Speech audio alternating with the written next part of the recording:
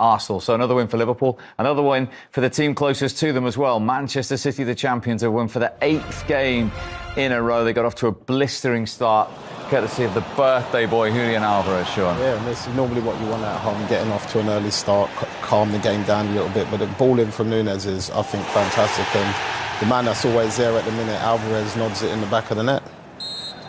And here is just quick thinking from Kevin. And the finish again, I just think it's a great finish. And it's clearly something they worked on. But here, Foden works his magic as he does and as he has been. And slots the ball to Rodri, and Rodri just passes it in the back of the net and uses the defender. And something you obviously don't want to see or saw in the Liverpool game, and we've seen it in this, where you're up and you're cruising a little bit and you concede a goal. But well done to Burnley on scoring that goal. Yeah, Pep Guardiola's seen 8 in a row in all competitions they've won as he beats the former Manchester City captain Vincent Kompany. And, of course, he welcomed his captain back from the start for the first time since the opening weekend in the Premier League, Kevin De Bruyne. You got that brilliant assist for the second goal as well. Talk me through that. Well, we practice it in training. They give us a couple of options, and I think the defender moves to Julian, so he made the space actually bigger than it was, and it was not. I just had to give it on the right tempo, and then Julian has to do the rest. You make it look so easy. I don't know. It's my profession. I try to put my teammates in the right positions, and obviously he does the rest. And look, I've got a stat for you. You've now provided 104 assists in the Premier League. Ryan Giggs and Cesc Fabregas are the only people that have done more. What do you think about that? Well, obviously it's great, to be around these players who've played so many games and played for the biggest teams also. So, it means that I'm doing a good job providing for my teammates. Obviously, I need them to score for me, otherwise I don't get them. But I've been here 9 years, win many things, and that's the thing I want to do: win competitions, win trophies, and this is a bonus. Mm-hmm. We just heard Jurgen Klopp talking about players coming back. City with De Bruyne coming off and Haaland coming on at just the right time of the season. It's exactly that, and I think this year it's the first time they've had all of them fit at this time, and it's the business end of the season, and they need them fit and ready. What was the most pleasing aspect of that performance and result for you tonight?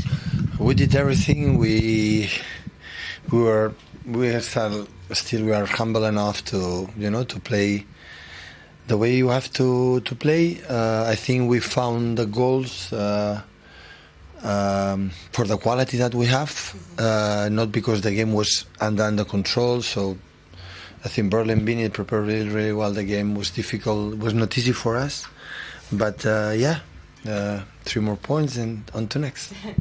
Julian Alvarez with a birthday double for you. He took both his goals very well. How happy are you with the impact he's making? It's 20 goals now here in 24 home games. But Julian is amazing. So he's an extraordinary player, and many, many things help us. So we have an incredible, good, really, really won competition. So really good. So I'm very pleased for his birthday, and not just for the goals, for many things he does. So really, really good. What about the second goal? Is it satisfying when a free kick such as that, when the planning behind it? Carlos and Jack, and it's nice for them because they work a lot, and today is a modern football. The set pieces is really, really important.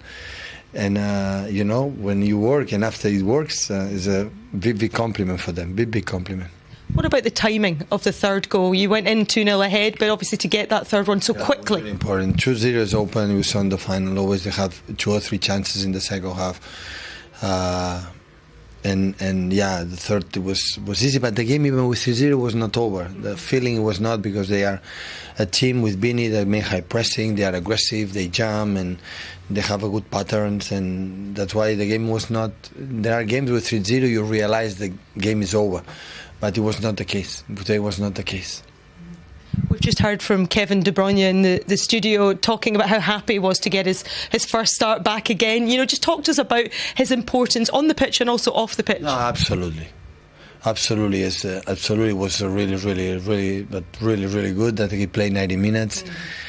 But 90 minutes from the beginning, played 60 minutes, but we saw him with an incredible good rhythm. Yeah, it was really good. Is there a positivity around the club? Historically, you go on a very good run in the second half of the season. You know, you have a fully fit squad. Is there that positivity within the club to do it again? One game at a time. So when we make a good run in the past, it's because we thought just in the next one. So I don't know what's going to happen. We're going to drop points, we're going to lose points, and hopefully not much, but it's a step by step. So now it's recover, and Brentford at the last season we could not win not even 1 point, so and prepare how difficult it will be. Thank you for your time. You're very welcome. Thanks. Vincent, we know this is possibly the most difficult stadium in the planet to visit. After such a good start, it was ultimate disappointment. No, you can say that. It's the toughest game in world football at the moment, and everything needs to be perfect.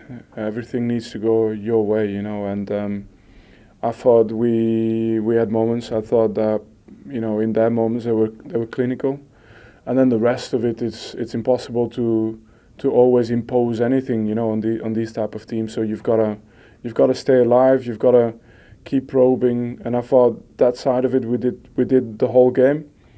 But unless you're going to be perfect, you're not going to get points here. The start of the second half, did that take the wind out of the sails, maybe? Yeah, a little bit.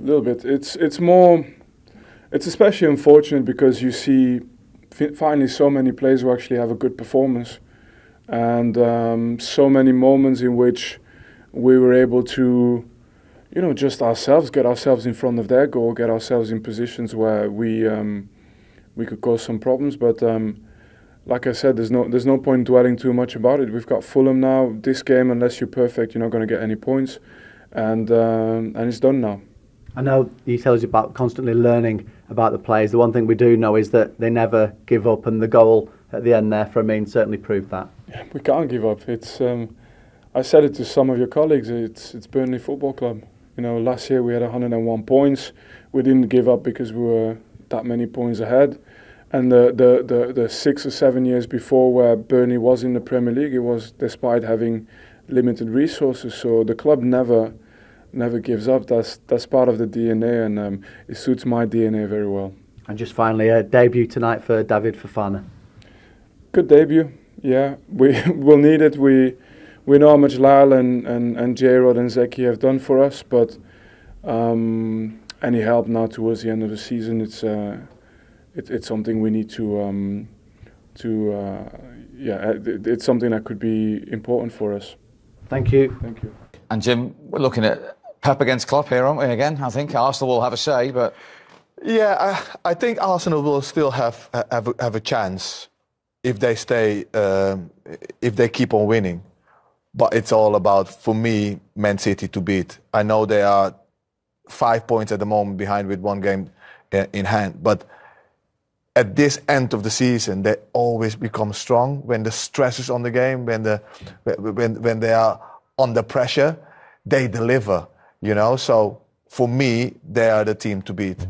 Don't get me wrong, Liverpool is going absolutely magnificent, and it will be very close, but I still see Man City as the favourite. Well, the great thing for all the Premier League fans is we've got one more Pep against Klopp, haven't we? A crucial game at Anfield in March. March the 10th, I think it's looking for, isn't it? Probably with when the television have the pick. So yeah, March the 10th will what we're looking for, and that's whether that's going to be the standout moments. Whoever wins that will move forward. But the main thing is we've got a title race. We've got teams close together, making it really exciting for the neutral as well. Absolutely. Gentlemen, really entertaining evening. Thank you very much indeed. Macca, Jimmy and Sean, on a night where, of course, Manchester City won against Spurs, got into the top four, but Jurgen Klopp began the last 17 games in the Premier League in charge of Liverpool with 4 goals and a comprehensive win against Chelsea at Anfield, and they're still top of the tree. And the 4 of us will see you soon.